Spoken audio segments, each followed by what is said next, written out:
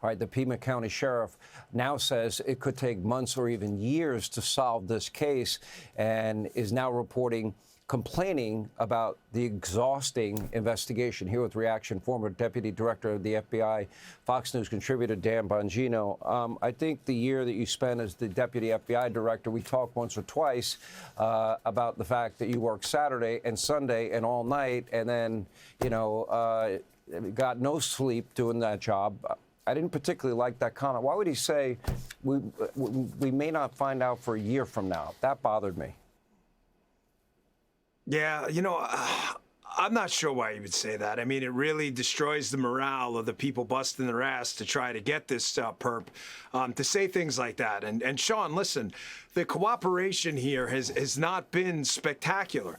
I mean, the decision to send this DNA sample to a private lab was just disastrous. I mean, I'm not telling you that this is this never happens. It does happen. The problem is the FBI does not typically accept DNA once the sample is properly processed from private labs. It has to be typically an accredited forensics lab. So what you're looking at now is another delay, as the private lab will likely have to send it back to Arizona to submit it into CODIS.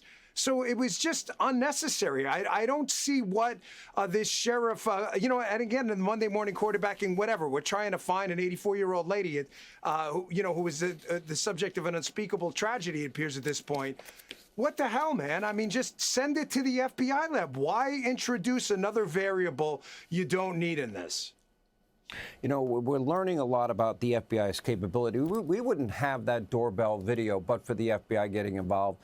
And it's even worse than that, Dan. I have friends at the FBI, and they were very clear to me, although they didn't really want me to talk about it early on when this case broke out, that they were purposely pushing the FBI out of the way. And they felt like, no, we can handle this. Well, they can handle it. They don't have the capability that the FBI does. For example, I would imagine that this helicopter-mounted signal sniffer and their ability to do AI reverse lighting and their ability to work with Google and recover that videotape that has been probably the best piece of evidence, the biggest break we've had, all came from the FBI, didn't it?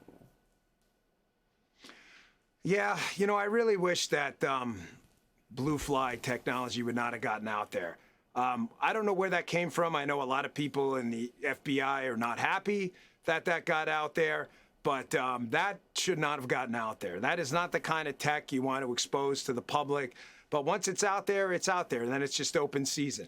But here's the difference. Having been a police officer with the NYPD and worked with the FBI and the Secret Service at the federal level, it's not a better or worse thing. I want to be clear. The cops on the street, the homicide investigators on the street who've interviewed 20 or 30 murderers are the best and the best of the best. I'll take them over some of our own agents at times. We have TFOs, task force officers. We have a guy in Miami. He's been down there 38 years. He's works for the Miami PD. The guy's amazing. I'll take him 10 out of 10 times. But when it comes to technical expertise, the FBI has this specialization of labor where that is exactly what those people do, and it's only what they do.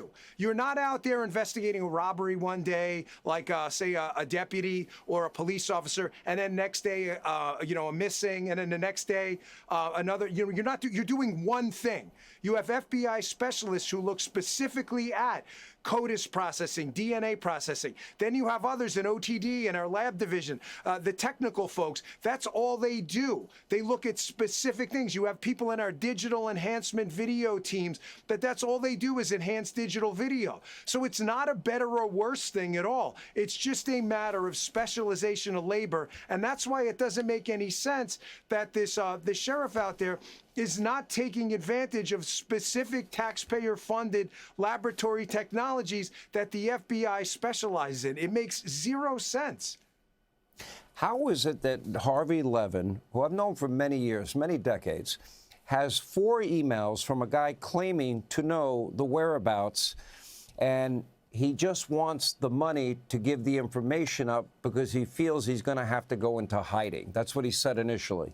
How is it 4 separate emails with a Bitcoin account attributed to each one, the same account? How come we can't find that person based on that email or the 4 emails now? Well, we're assuming they haven't. I don't want to make that assumption. And there's a couple other assumptions built into this as well. Listen, I live by Occam's razor, right? Keep it simple, stupid. I try not to assume too much. There's a lot of assumptions built in it. There's an assumption that that's connected to the case. It may be, it may not. I don't know that. Maybe this guy is just, playing TMZ. I don't know. Supposedly he has some information that they weren't found elsewhere. I'm not saying that that's the case. Maybe it's not related. Maybe it is. But the FBI is not, at least when I was there, and I know with Cash there now, they're not in the habit of turning down information. If Harvey Levin or TMZ has information and they can get it and pass it off to the FBI, sometimes there's chain of custody issues with things like that when it comes to evidence and other things. But, we're not in the process of turning down tips. They'll take it from anyone. And if the information turns out to, have a spine to it, then great. I mean, no one's interested in credit. Who cares about credit? Let's just find this woman or find the perp and get this thing solved. What do you make of the sheriff putting out that statement saying, to be clear, the Guthrie family, to include all siblings and spouses, has been cleared as possible suspects in the case.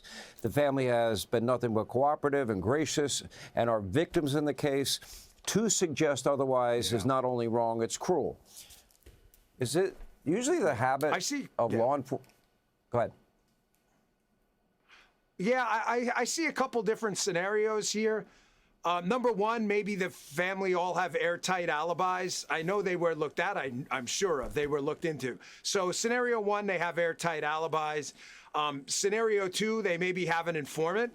I noticed that some of these people who were detained and some of the vehicles that were looked at and some of the raids that were conducted, again, assuming the obvious, there may be an informant on this who had some information, someone who may have been locked up earlier.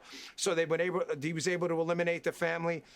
There's a couple different scenarios there. Or the third scenario is they have potentially a subject in mind. Was it wise to put that out there at this point in the investigation? I'm not sure, but it's easy for me to say I'm not running the investigation right now. However, that's a pretty bold statement to put out there given the circumstances, unless you had that background information I already talked about. And if that's the case, then he's right. I'm dealing with some variables I don't know, some unknowns. Well, 90% of the time it ends up being somebody related to or close to the individual that's a victim. By the way, great to have you back in the Fox family. Glad that you're back on the airwaves with your podcast. We appreciate your time, Dan Bongino. Thank you. Want even more Fox News on YouTube? Become a Fox News Patriot today. Click join to find out how.